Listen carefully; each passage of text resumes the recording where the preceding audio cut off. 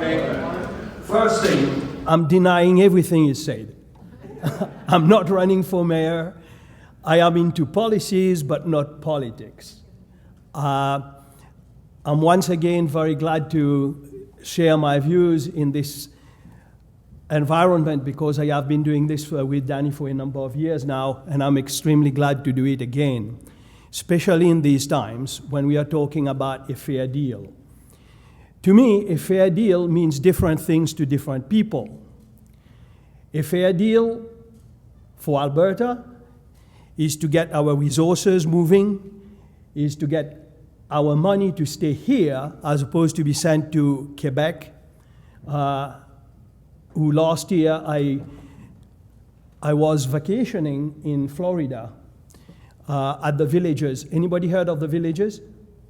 It's a fantastic place. And it's a number of little villages where seniors live.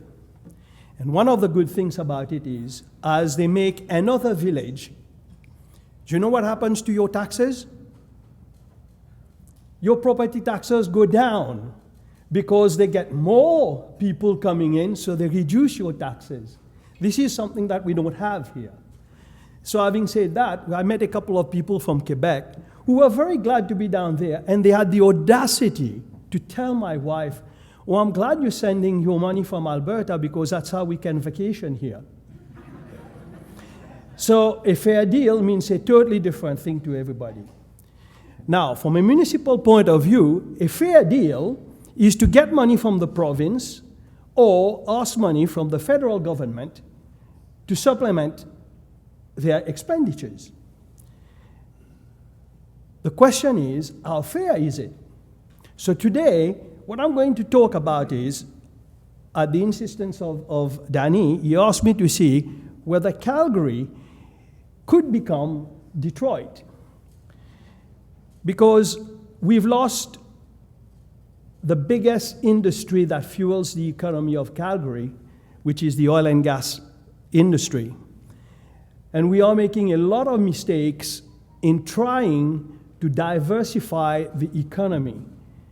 In my view, as a former professor of economics and finance, public sector finance, I will tell you, my view is, it is not for the government to diversify the economy. It is for business to diversify the economy.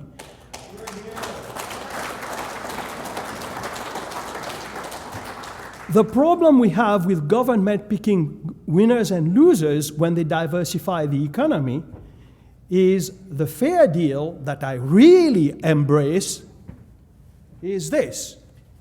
That's my fair deal. My wallet, that's my fair deal. It is not the fair deal that politicians want to give me or ask me to give them. So let's start with this.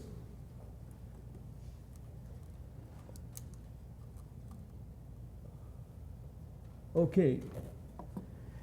We're going to start looking at the annual reports of Calgary.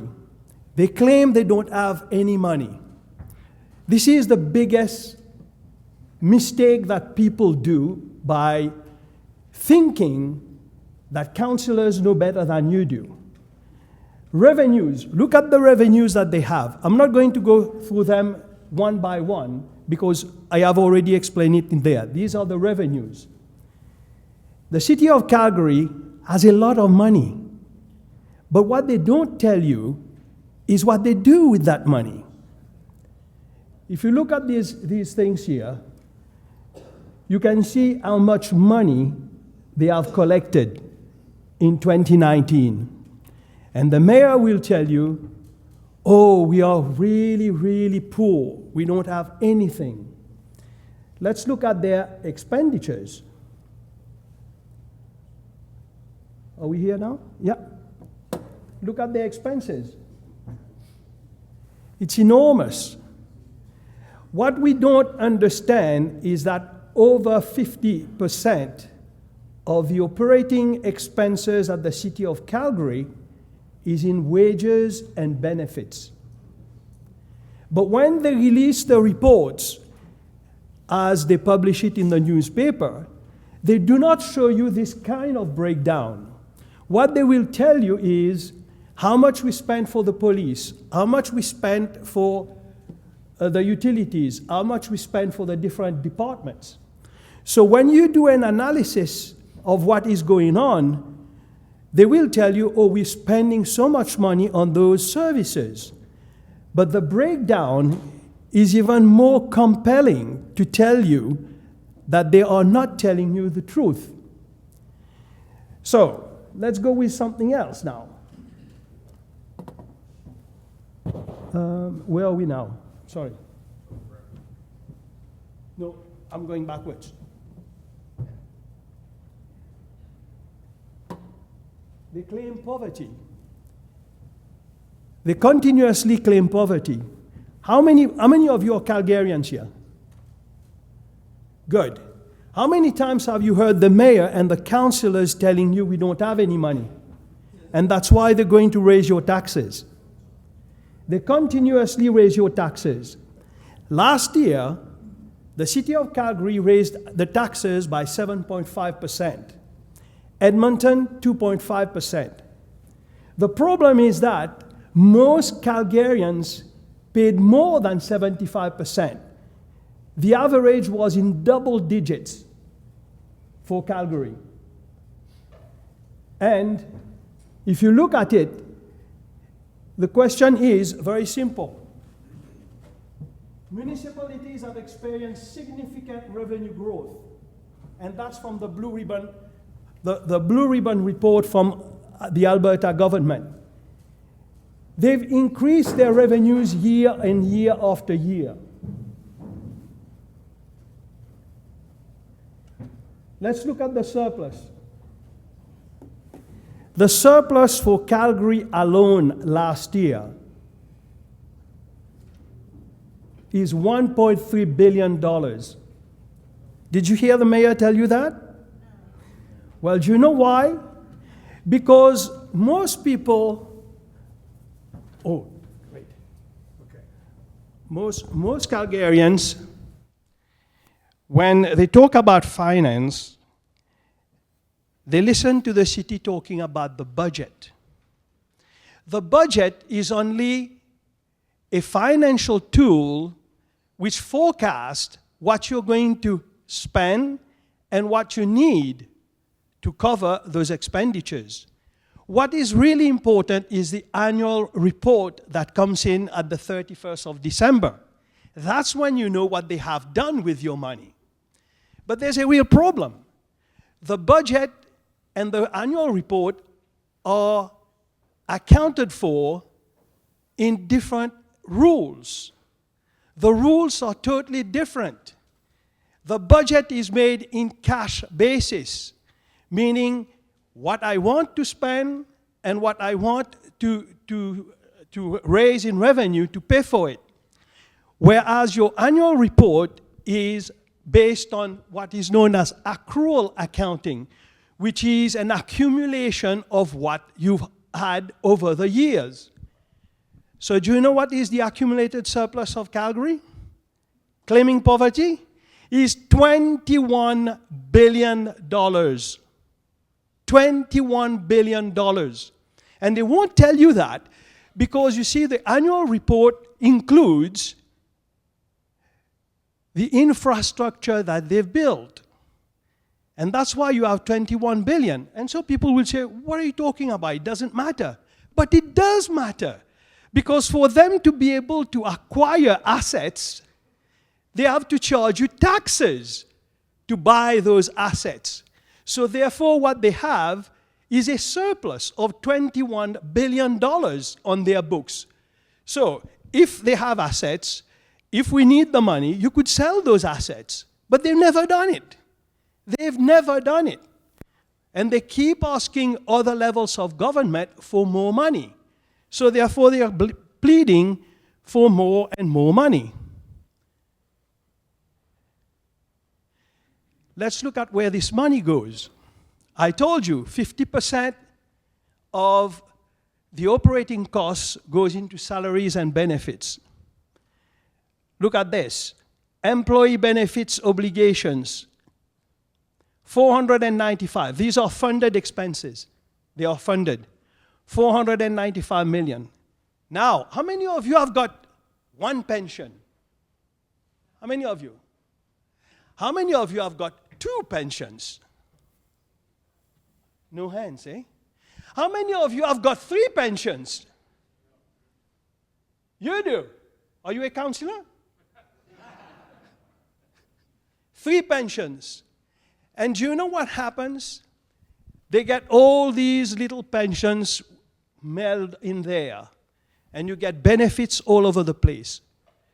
And this is why this morning in the Herald, George Brookman, anybody heard of George Brookman? He was the past president of the Stampede Board. And he's very cozy with the mayor, by the way. So he wrote a column this morning saying to us that, oh, with the WE scandal, we have a real problem. And he said that we've got to start looking at what is the relationship between the bureaucrats and the politicians. So what he's asking this morning is, how much did the bureaucrats told Trudeau to do what he did? In effect, trying to give him a pass. Well, do you know why civil servants do that? I was one for 17 years. Because it's called CYA. Anybody who knows what CYA is? Well, that's what it is. They are doing it so that they can stay in their position and get those big pensions. Now, do you see those supplementary elected officials plan, which is an additional amount that they get? Do you know why that happened? Because in 2004, when I wrote my first book, Take Back City Hall, I divulged the fact that the administration built themselves a little nest egg for certain employees at a certain level. So for them to get this passed, so do you know what they did? They went to council and says, we'll give you the same thing. And guess what? The council says, yeah. So it's called now Supplementary Elected Officials Plan. This is where your money is going. And they keep telling you that they are so poor, they can't do anything, they don't have any money. The problem is they do not have a revenue problem. They have a spending problem.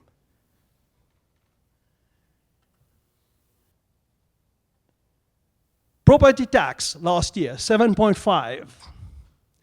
Most people had a double-digit tax in Calgary. The Calgary Residential Rental Association told us that the increase for multifamily rental properties currently estimated between 10 to 30%. I mean, I'm not just talking about owners of property in Calgary. I'm talking about multi-residential, where people have got to pay rent.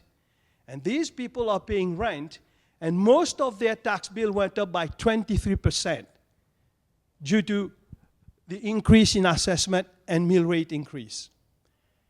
And they plead poverty.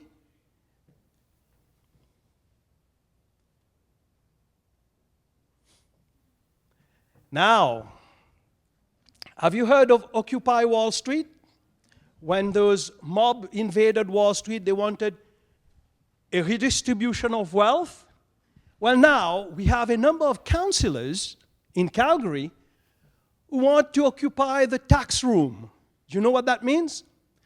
When the city collects money for the province for the education purpose, and the province deems that during their budget deliberations, they don't need that much money for the education, so they would say, you return that money to the municipalities.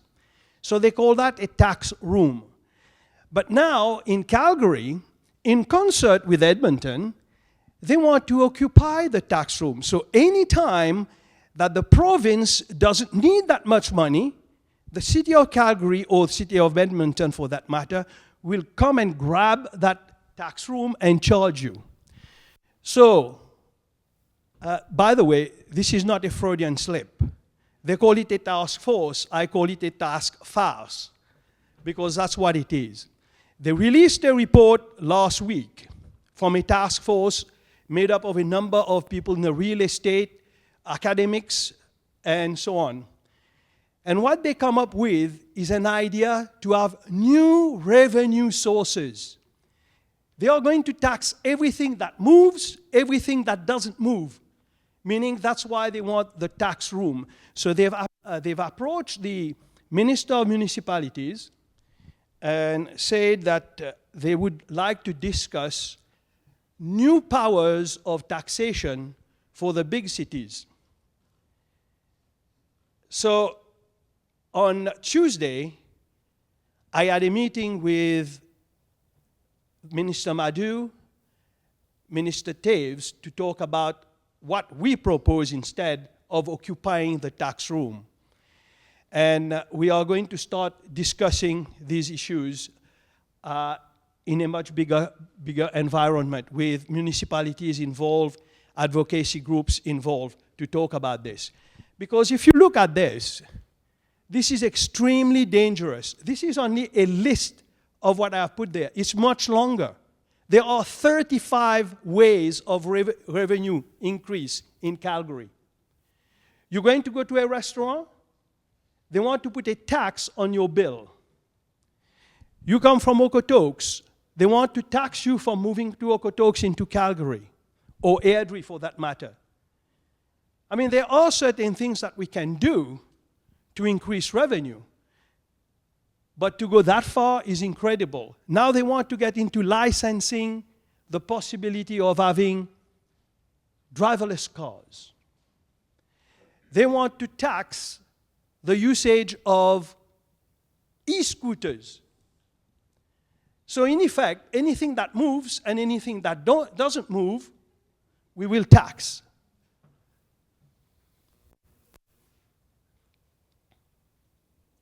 Now, let's look at the slippery slope. Most people talk about, could Calgary become Detroit? The biggest problem with Detroit was the unions and their demands. And the same thing could be happening in Calgary. People are moving out of Calgary. You're getting huge taxes, people move out. I mean, when they started doing the 2026 Olympic bid, which I opposed, and I worked with a number of people, and we killed it, fortunately. Do you realize if we had got that bid with what's happening today, what would have happened to us? It would have been a disaster. Talk about poverty, we would have been put in the doghouse and the poorhouse. This is what happens. We have a number of councillors in Calgary, in the big cities, who want to have legacies. They want to build things with their names on it. Nancy wants to be Ralph Klein. He wants to do the Olympics. He's nuts. I've been in sports all my life. I can tell you, this guy has never kicked a ball in his life. So what the heck does he know about sports, right?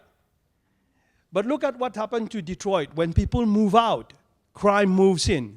We are seeing an increase in crime in Calgary. I mean, 2 days ago, or was it 3 days ago, there was a shooting in my nice neighborhood of Legacy. And that's about 5 minutes from where I live. I live in Chaparral Valley. Chaparral Valley, a week ago, they find 2 blocks away from me, a guy was arrested for trafficking guns and drugs. So what's happening when you have an economy that's going down? You get crime moving in. That's exactly what happened to Detroit. When we get empty buildings in downtown Calgary, at night there is nobody walking around. Crime is going to start moving in. So the debt in Detroit was so big they declared bankruptcy. Personally, I don't think we are here yet. We are not going to be bankrupt in Calgary, having given you some of the numbers of the surpluses that they have. The problem that we have is a bunch of people in council who have no idea what they are doing. And to quote my predecessor on the podium here, is that some people just go in there, do their work so that they get voted in the next time. And that's what we face today. And the way Calgary is going, we are in serious trouble. Once again, I'm going to say it. I don't think we're going to get to be Detroit, but we are in a path to becoming Detroit if we continue on that path.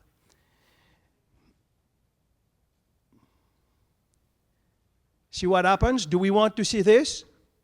These are actual pictures of Detroit. This is not made up. This is not Photoshop. This is what happened to Detroit when people left. They moved in, crime raised, and we don't want to see this happening to Calgary. So, solutions.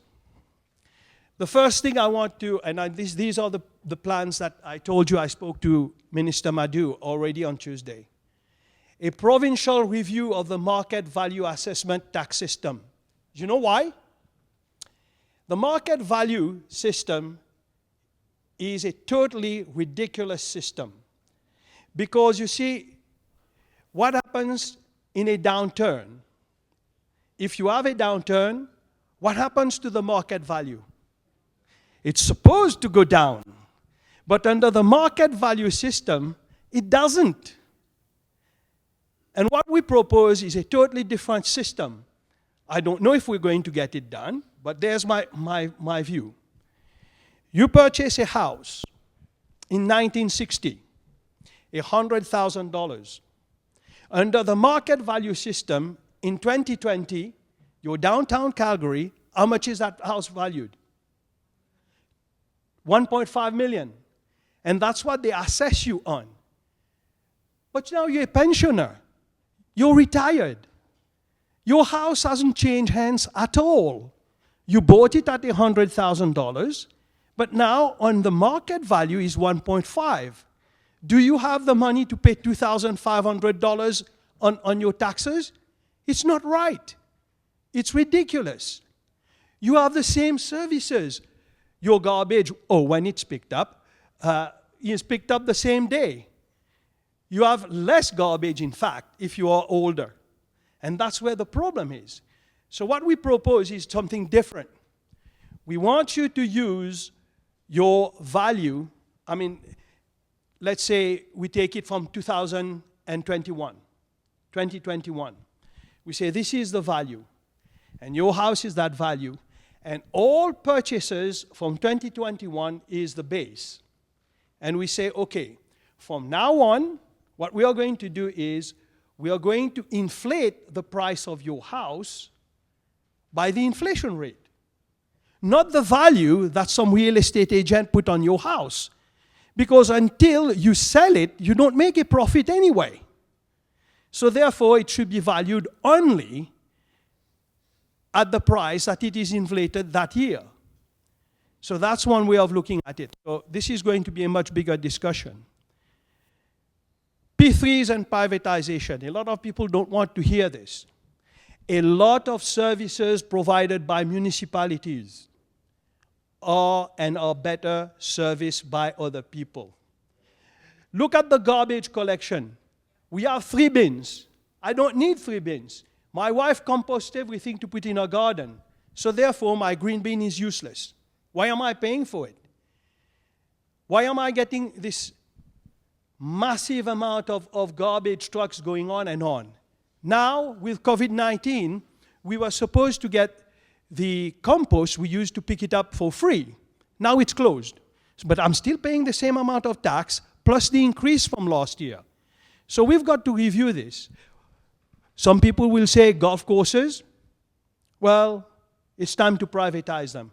Well, mind you, I don't play golf, so I don't care. Why is the city and the municipalities involved in recreation? Why aren't we letting the private industry supply recreation? With huge amounts of money being put into infrastructure like a hockey arena, big stadiums and so on and so forth. We propose a different way of doing it. A certain amount of debt raised to build those places should be financed by tax-free municipal bonds. What that means is you, as a citizen, could buy bonds that goes to finance those infrastructure that are coming up, and you get it as a tax-free. The problem with that, as I said in my meeting, is that to get the federal and the provincial government to buy in. But then you see, it will also determine how much the people really want to invest in those kinds of things. If I don't want to buy it, people don't put the money. So then the decision becomes totally different. Now, there's the big kicker. Where's Paul Hinman? Oh, I just heard you this morning on the radio coming here. Good man. Paul has always been talking about recall. At the municipal level, I don't want recall. I don't want recall. I want a 2-term limits of 8 years and get out of my face.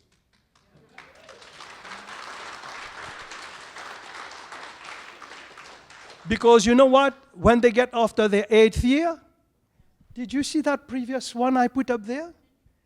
The pension? Oh. So it accumulates there. So I'll sit here and I vote with my little colleagues just to get things passed. You scratch my back and I scratch yours, so I stay there for 12 years and my pension just keep going up. And that's a part of the problem. 2-term limits is far more than anything else. 8 years, you're gone. We don't need that. So 2021 is going to be an extremely, very, very important year in Alberta, both for Edmonton and Calgary. And it is time for us to move these people out. And otherwise, we're going to be in serious trouble. So, before I take some questions, I have some of my books out there. Conservatives, Dead or Alive. I have only 4 books left here, but you can get it on Amazon if you want, but I have only 4 books left. And the latest one is I Said What, which I published this year. And the reason for me to do this is I no longer write for the newspapers because apparently the Sun and the Herald have blacklisted me because council doesn't like me writing the stuff I write. I wonder why. And so I started a blog, so you can find it down there. So as I said to you, this morning, Brookman said in his column, for great democracy, we need great bureaucracy. And I'm going, what? You crazy? I'm telling you what we need. We need less government and more freedom and manage our taxes.